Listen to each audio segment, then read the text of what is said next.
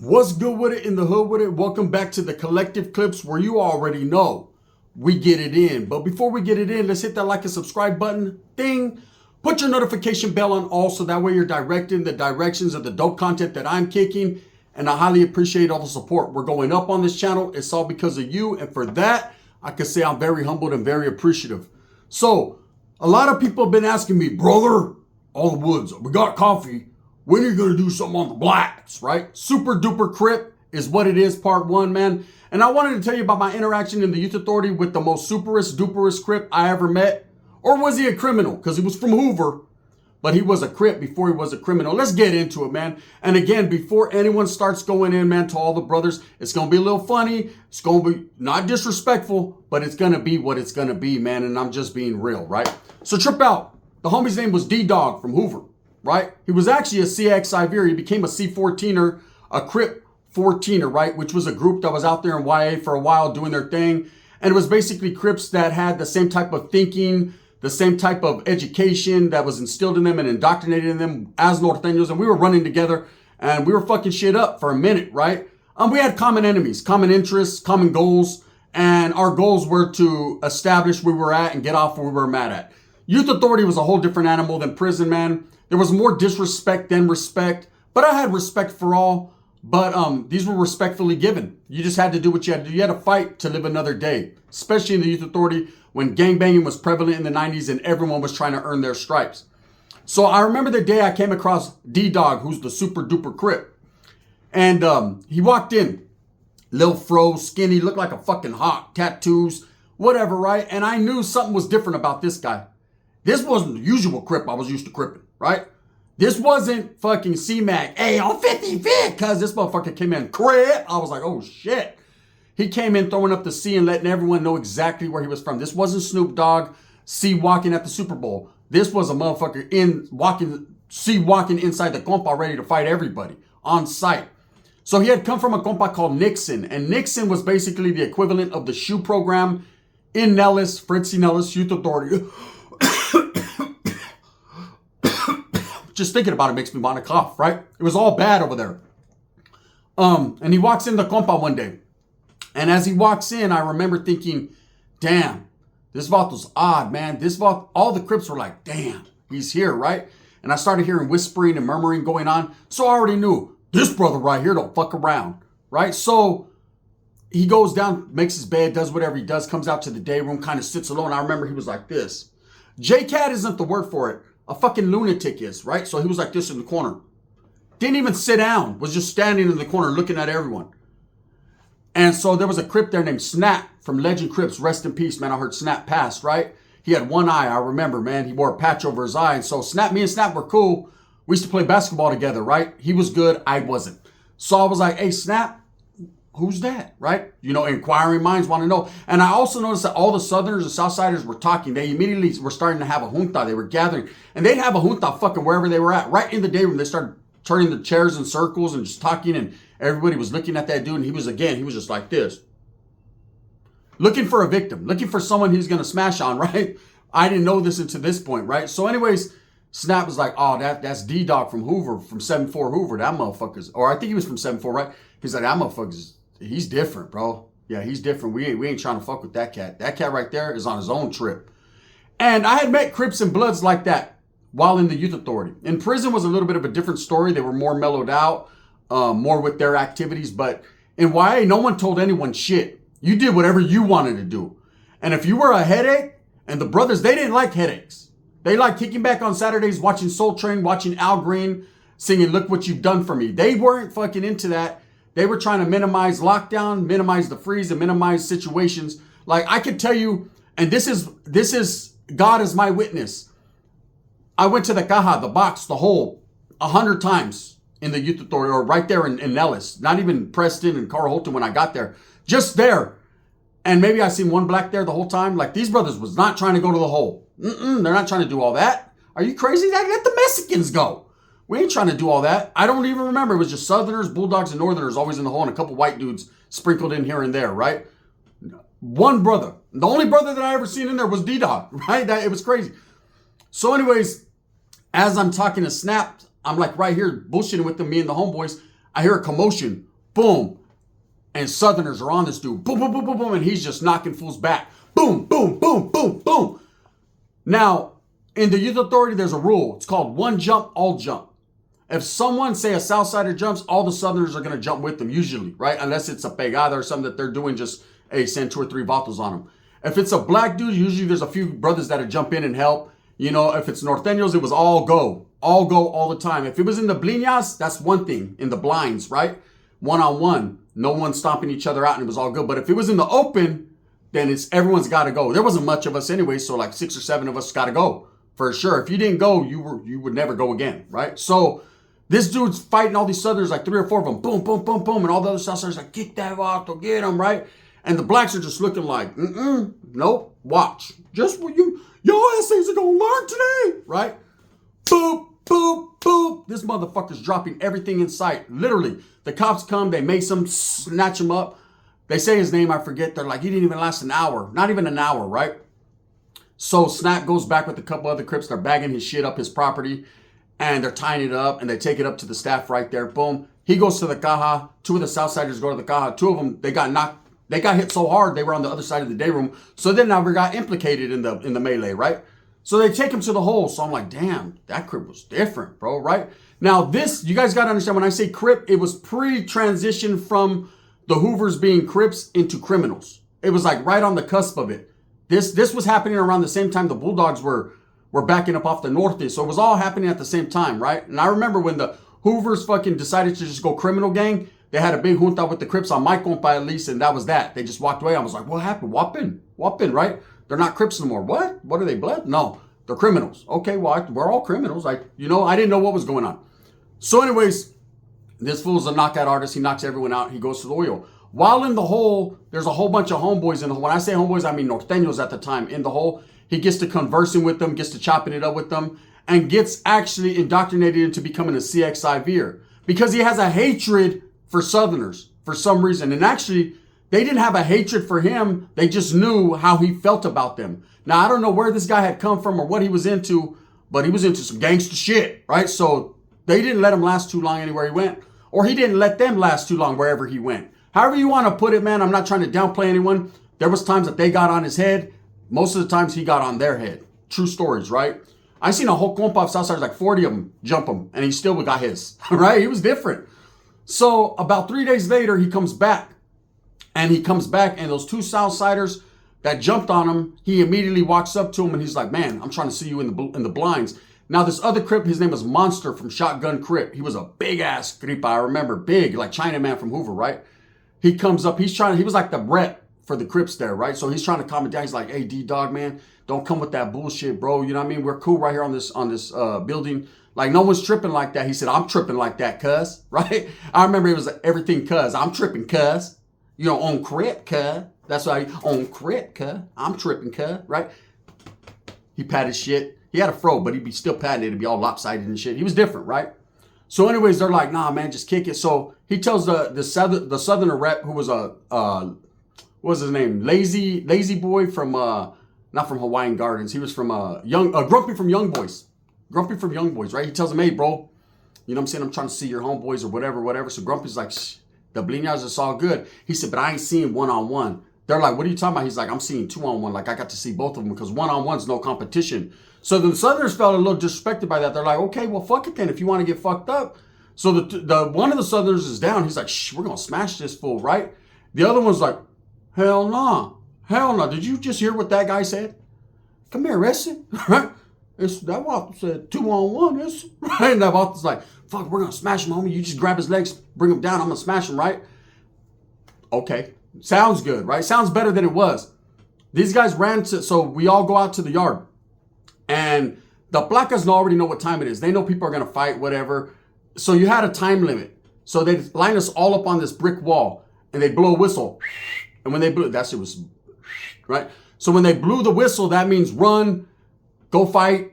And by the time the cop walked behind that handball court, because the handball court was facing like this towards the wall, so you could run behind it, fight over here. The cop's still over here. By the time he walked over there, and he'd walk slow as a motherfucker, he'd find dudes victimized over there, knocked out and shit. Usually someone would pick him up and take him over there and be like, whopping. Whopping is you got beat up, right? That's whopping.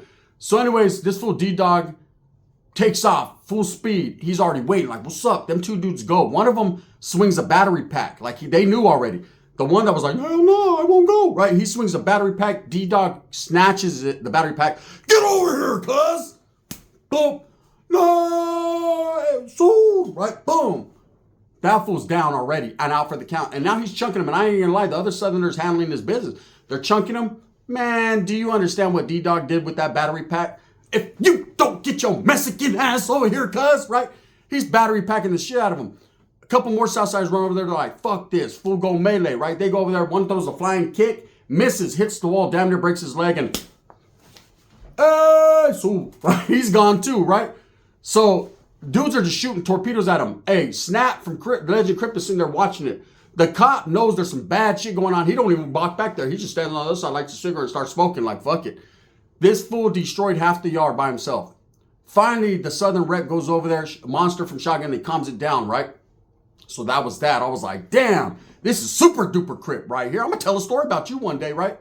So there was a dude named Young Deg from PJ Watts.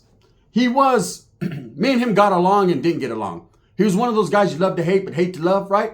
Like, we were cool as fuck. He was a comedian, but sometimes he went overboard. And I used to get upset with him because he had this thing where he would say, damn Northerners, right? So if the cops were like, hey, we're not going to have program today because he'd be like, it's because of the damn Northerners. He'd always say that. And I'd be like, damn, bro. At first it was funny and everyone would laugh, but after a while it started to like shine a spotlight on us. I was like, enough is enough. So me and him would chunk him. We chunked him a gang of times. I'm probably like 5-5 with him. Like, we fought a gang of times. Sometimes he'd win, sometimes I'd win. Sometimes we'd break even, right? It was what it was, but he, for some reason, didn't like D-Dog and decided that for whatever reason, he was going to start pushing the envelope on him, like telling the other Crips, like, man, we got to get rid of this dude. Because after that fight, after D-Dog fucked up everyone, right, the Southerners were already plotting on him. Like, they wanted to put something in him. They wanted to get rid of this dude. This dude was a threat. So they were talking to Monster like, hey, man, this guy's got to go, right? Now, you got to understand, he came out as a C-14er. I didn't know this at the time when he did all this fighting because this happened immediately, right? So we're back in the dorm. Everything's cool. And the homeboy Bad Boy from Sakura comes up to me.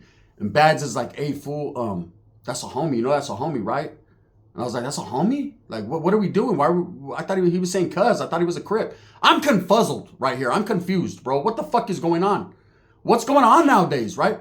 He's like, no. The homeboys, they pulled him shit in there. He's a CXIVer, right? It wasn't but 3 days later, this motherfucker had a big old CXIV tatted over his eye. True stories, right? And I remember they put him, all right, so we're in the dorm. They put him in a cell. Usually you have to be like a programmer and do good to get in a cell. They had cells, then they had like this concrete wall, and then of course they had the fucking dorm. This motherfucker they put in his own single man cell. Like, the cops were like, just keep this motherfucker away from everyone. He's a psychopath. He would be at his door the whole time just looking at fools like. And Southsiders would be walking like to the, just doing their program, and he'd be the whole time just looking at him. He'd be like, trying to get their attention, like, run up in here. Okay, now there's a whole bunch of different stories. This guy would run up in people's cells and beat them up and do all kinds of wild shit, but I'm not going to even talk about that. All I'm saying is this. So when the homeboy says, hey, yeah, he's a homie, so now we're obligated. I'm like, damn, bro, right? So I tell Monster from Shotgun Crip, like, hey, bro, what's up with your homie? And he's like, oh, that fool's different, bro. That fool's, that fool's like a J-Cat, but not a J-Cat. I said, so basically he's a psychopath. He says, yeah, something like that. Like Hannibal Lecter type shit. Now, the background to the story was this guy had been to another fucking youth authority, and he was really, really rocking and rolling with the Southerners. Now, you got to understand, back in them days in YA, it was very racially motivated with the South and the blacks. True stories. They didn't really care for each other. You'd see some like East Coast Crips chopping it up with some dudes, but like a dude from Florencia would come in and they'd start chunking him on site, and then all the Crips would get involved and all the Southsiders, and it was like that. And being Norteños, we just stood back, ate popcorn, and watched the show. Fuck, it didn't involve us, right? But now, because D-Dog was claiming CXIV, we were obligated morally and by Skina, we have to get in and do our thing, right? So I remember talking to him, and his whole demeanor would change, which was a trip. Because he'd be mean mugging the whole time. The Southsiders walking around, he'd be like, putos, right? And I'm like, this motherfucker's nuts. He's going to get us all killed, right? Southerners don't play. They don't take that disrespect lightly. Believe me, they were plotting. I'm going to tell you all about that right now. So anyways, I'm waiting by the door, like right there by the front of the office. They put him in the first cell. He comes out. I'm like, hey, what's up, bro? You a homie and shit? He was like, 7-4 Hoover, cuz. Right? I was like, yeah, that's right. That's cool. What's up, cuz? I'm a Norteño. What's up? He was like, oh, you homie. What's up? Woo. His whole demeanor changed. Like, he was hella cool. And so I said, let's go to the day room, bro. Chop it up. So me, Bads, there was a couple of homeboys there. A homeboy Spanky from Gila. We went to the day room and he's sitting with us. And the Southerners are now looking like, oh, man, damn Northerners getting involved, right? So we're over there talking to him. Now, at the same time, this dude, Young Dag, has been pumping all these Crips up. And the Crips told him, well, man, you got a problem? Go handle your business, cuz, right? Shit, go do your thing. No, you shall not. You shouldn't have, right? Oh, no, you shouldn't have, cuz, right? Because he came over while we're talking, and this fool's like, hey, let's get off. D-Dog's like, let's get off on all these fools. Fuck these fools. We shouldn't be programming with them. Like, he was talking this northern shit. I thought, like, he became the shot caller right then and there. I was like, kill him. I was getting all pumped up, like, let's do it then. I'm already breaking out the clipper, shaving my head, like, ready to go to the oil. Fuck it, let's go, right?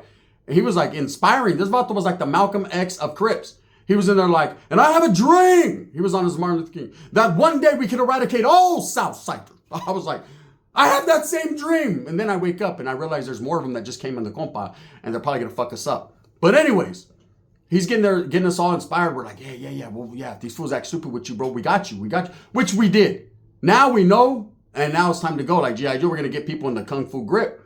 Now, there's 6 of us. Right? So we ain't really posing a threat, but in our minds, we run this shit, right? That's our minds. And this fool Young Dag comes walking up. He's like, hey, can I get at you, cuz? And he was from PJ Watts. He was like, PJ Watts, cuz, can I get at you? Dude jumped up. He was like, Hoover, cuz, what's up? Right? And Dag's like, oh, nah, cuz. Nah. All that shit, all that rah-rah shit, you ain't gonna come fuck. What? Right? Jaw crack. He's down. I said, boom, boom, boom, chicka, chicka, boom, boom, boom, cuz, right? He was stomping the shit out of this dude out. So he goes to the hole, right? I'm thinking, okay, well, all that melee shit we were talking about doing, put the knives away. We ain't doing none of that, right? We're back to just program time as usual, right? Southerners come up to us like, hey, is that one of your camaradas, one of your homies that's in? You're scared? We're like, yeah, but he's not fair-skinned. So at this point, we're going to play that too. Like, we got him, but he's not here, so we don't got him, right? Like that. They're like, all right, cool. 2 days later, and he was at it again. Door opens, some white dude comes in. The white dude's looking nervous to the motherfucker. Get this mean black away from me, right? Here comes D-Dog. He's in that motherfucker. What's up, cuz? What's up, NAs? Right? I'm like, oh, no. Oh, no, he didn't. He's back, right? So, of course, we're ready for whatever. Fool comes in, man, and I'm going to tell you right now, the Southerners were not having it. Soon as he walked in, this motherfucker knew what time it was. They knew what time it was. We had to learn what time it was. It was, and this is the first time ever, I'm keeping it real. It was Crips and Southsiders versus North and one Crip. Oh, yes, it was. One, I don't care what anyone says, right? Man, that dude, Young Dag, he had come back from the infirmary like, what happened, cuz? All right, so he's over there with all the Crips. So they're mad at D-Dog, and they're saying, oh, he's Mexican now. He's not black anymore because he kicks it with Mexicans, so that's their way of like, fuck him, right? No one thought he was coming back. Like, after all these times of fighting, they ain't going to bring this. The staff were scared of him. They ain't going to bring Super Duper Crip back, right? Shit. And we're going to go later on to part 2s about the school area. That changed the game. But this dude comes in, drops his bags, Rangers jump up like, what's up, Bessie? You ain't going to, hey, you can't program here. The blacks are like, hold on now, he's black, but, and then the Crips, because the Bloods are like kind of staying out of it, but they're like, wait up, he's black. You can't talk to him like that. The Crips are like, nah, let him talk to him like that. We're like, please don't talk to him like that, right? Man, D-Dog walks right up and he's like, who's going to make me leave? That dude said, I am. I said, not you, right? He's asleep, right? They fucking rush him. They're trying to stick him. They got packs.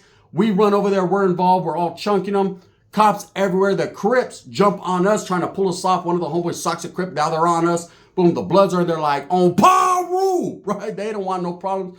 The whites are in there like, get him. He did bad things to me, right? It was just all bad. There was one wood in there. He was like, fuck it, I'm chunking him with everyone, brother. He was a big old wood, too. The size of Wes Watson, only the heart of, like, me. Boom, boom, boom, boom, boom, boom. Fucking shit up, right? I got beat up. I ain't gonna lie. Between the Crips and the Southsiders, I was meleeed. For reals, right?